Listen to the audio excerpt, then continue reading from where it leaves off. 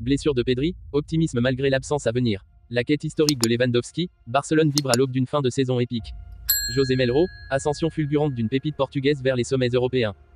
Avant de commencer, si c'est la première fois que tu passes ici, je t'invite donc à t'abonner, ça prend 2 secondes et ça fait plaisir, merci beaucoup à toi. Absent pour les 5 prochaines semaines suite à une blessure contractée hier à Bilbao, 0-0, le milieu du FC Barcelone Pedri s'est montré très ému. Le verdict est tombé ce lundi, touché hier à Bilbao, 0-0, en première période, est sorti en larmes. Pedri souffre d'une blessure au muscle droit fémoral de la cuisse droite et sera absent entre 4 et 5 semaines.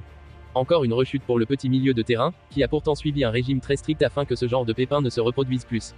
Il faut regarder vers l'avenir. Ce soir, Pedri a réagi à cette blessure sur les réseaux sociaux et il a tenu à faire preuve d'optimisme. C'est dur de s'arrêter et de recommencer après tout l'effort et le travail derrière. Cependant, ne doutez pas que les larmes d'impuissance d'hier deviendront celles du bonheur très bientôt. Impossible de ne pas être touché par toute l'affection que vous m'avez apportée ces dernières heures.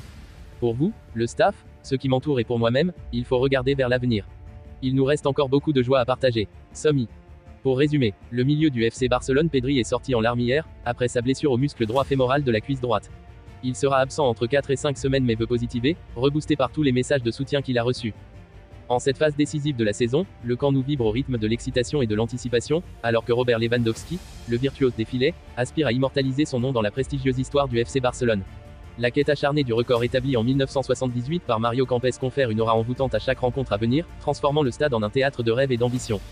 Avec Jude Bellingham trônant en tête du classement des meilleurs buteurs, l'international polonais se trouve à la croisée des chemins, conscient qu'il lui faut trouver le chemin des filets à maintes reprises pour effacer l'écart de 4 buts.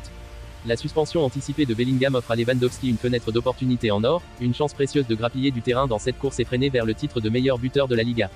Le calendrier à venir pour le Barça s'étale comme un tableau complexe, orné de confrontations cruciales face à des adversaires redoutables tels que la Real Sociedad, Gérone, l'Atlético de Madrid, et, bien sûr, le classico tant attendu contre le Real Madrid.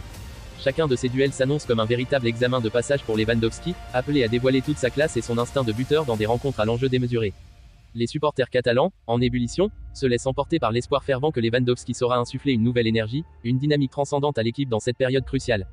L'ancien du Bayern Munich devra déployer sa polyvalence et exhiber sa capacité à briller dans les situations les plus complexes, sculptant ainsi le destin du Barça vers une fin de saison mémorable, tandis qu'il aspire à conquérir le titre de meilleur buteur et à graver un nouveau chapitre glorieux dans les annales prestigieuses du club catalan.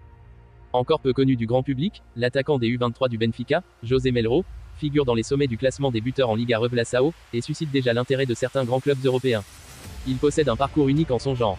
Si les clubs portugais ont pour habitude d'épier toutes les structures footballistiques au centimètre carré, afin de dénicher les stars de demain dès leur plus jeune âge, José Melro est quant à lui longtemps passé à travers les mailles du filet. Le jeune attaquant portugais a ainsi pu peaufiner ses talents de buteur au sein de la modeste équipe de sa ville natale, l'UD Santarém, avec qui il a finalement explosé tous les compteurs, inscrivant pas moins de 35 buts en 18 rencontres, au sein de la catégorie U19. Le Covid comme coup de pouce. Des chiffres stratosphériques qui lui ont permis d'accéder, durant la même saison, à l'équipe professionnelle qui évolue en Liga 3. Le Covid n'a pas été négatif pour tout le monde et pour José Melro, ça a même été une excellente opportunité de se joindre quotidiennement à l'équipe senior à seulement 16 ans. La saison suivante en Liga 3, il a continué de travailler avec l'effectif principal, lui permettant d'évoluer avec des joueurs de grande qualité et avec un niveau d'exigence élevé. En 5 apparitions, il a marqué 3 buts et délivré 2 passes décisives, ce qui lui a valu le fait d'être convoqué en équipe nationale et d'être, par la suite, transféré au Benfica, nous confie son ancien entraîneur André David. Impressionnant de précocité, José Melro s'est donc distingué dans les rangs de l'UD Santarém, en connaissant différents degrés d'exigence au fil de la saison. Passé des U19 aux seniors, en fréquentant également la réserve à quelques reprises, il a parfaitement su s'adapter aux difficultés qui se sont présentées face à lui. C'est donc tout naturellement que l'attaquant portugais a ensuite été sollicité par l'une des plus grandes usines à talent d'Europe, le SL Benfica, pour intégrer le club au début de la saison suivante. L'un des meilleurs buteurs en Liga Revelação. Quittant son club formateur en début de saison dernière, José Melro a atterri à Lisbonne, au sein d'un club connu notamment pour son savoir-faire unique en matière de formation des jeunes joueurs. Cependant, les débuts sous ces nouvelles couleurs resteront plutôt poussifs. Arrivant dans un club d'une toute autre dimension, José Melro n'a pu faire trembler les filets qu'à 2 reprises en 24 rencontres disputées avec les U23 du club lisboète, pour son premier exercice bouclé dans les rangs du SLB. Incapable d'aider son équipe à décrocher le titre de champion U23, qui fuit les Encarnados depuis la création de la Liga Revelação, l'avant-centre se devait de réagir d'une toute autre manière pour sa deuxième saison à Lisbonne. Souhaitant prouver toute l'étendue de ses qualités, José Melro a fait preuve de caractère pour gagner une place de titulaire et s'affirmer parmi les tout meilleurs buteurs de ce championnat, permettant ainsi à son équipe de se hisser vers la phase finale. Un joueur spécial dans la surface. 13 buts marqués en 20 apparitions dans la catégorie cette saison.